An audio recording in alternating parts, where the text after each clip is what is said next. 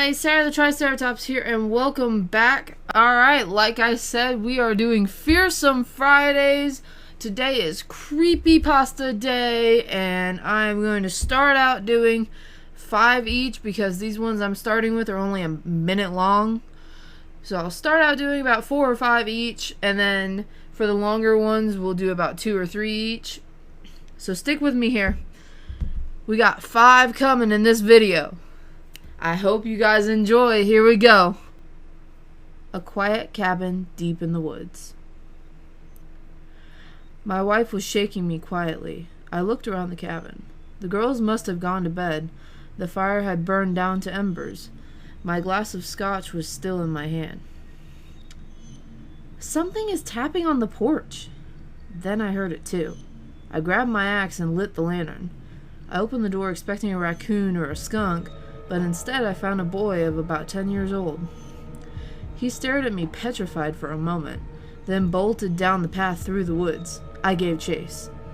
He was losing me, but I heard him tumble to the ground. I leapt on top of him in a rage. "Why were you knocking on my porch?" I screamed.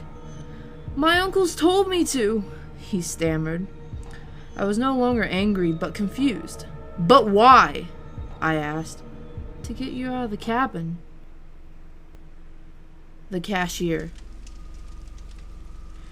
I noticed something odd about this cashier at the local market.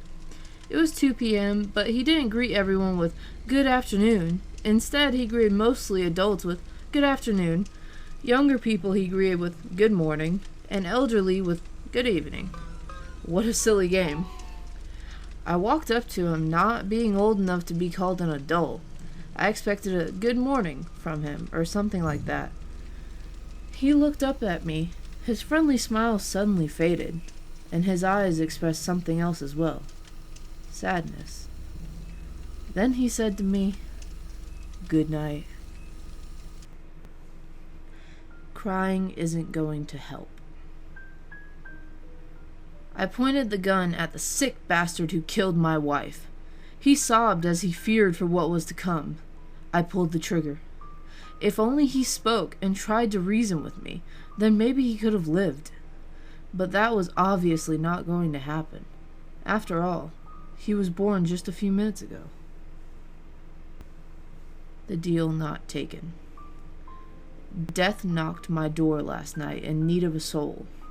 Offered me $1 million and a gorgeous young wife. All I had to do was bury my wife alive. No one would know. I declined it, of course. I love my wife, and what we have is true love. I kinda wished I had accepted the deal. Because right now I'm standing in a pit, and dirt is being shoveled on me by my wife. "Emily, you whore!" Do you? Most people agree that dying while asleep is the best way to die. Peaceful, no signs of torture nor pain. My grandma used to say angels carry them, the ones who are dying while being asleep, to heaven. But sometimes angels can be clumsy and drop them by accident. Remember the time you felt like falling in your sleep and suddenly woke up?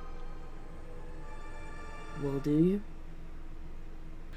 Alright guys, that's it. If you like these, please wait for my video next Friday and we will get some more out. I might try to do a little more than 5 actually, because this is kind of short. I'll try to work with my editing and try and get a couple more stories in there, and we will see you guys next week. Give me a like, give me a share, give me a subscribe, and give me a roar if you want some more of these creepypastas. I will see you guys next week. Peace out.